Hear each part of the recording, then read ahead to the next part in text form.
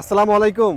আমরা আজকে চলে আসলাম চট্টগ্রাম সিআরবি, যা খুব সুন্দর একটা প্রাকৃতিক পরিবেশে ঘুরতে আসলাম। আমি আর আমার মামতো ভাই চাঁদপুর থেকে আসছে সিআরবি দেখার জন্য। আমরা আগেও অনেকবার এসেছি সিআরবি, তো আজকে চিন্তা করলাম অবসর সময় একটু সিআরবি কাটিয়ে একটু সময়টা কাটিয়ে দেখেন সিআরবির পরিবেশটা খুব সুন্দর, খুব সুন্দর পরিবেশ, খুব সুন্দর মনোরম পরিবেশ। সবাই ঘুরতে আসে, সময় কাটাতে আসে।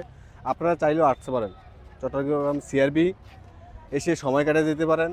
সবাই মিলে আসবেন, পরিবার, ফ্যামিলি, আত্মীয় স্বজন সবাই মিলে আসতে পারেন। তো মামতোবার কাছ থেকে কিছু শুনেন যে সিআরবিটা আসলে দেখতে কেমন, কি সুন্দর পরিবেশটা।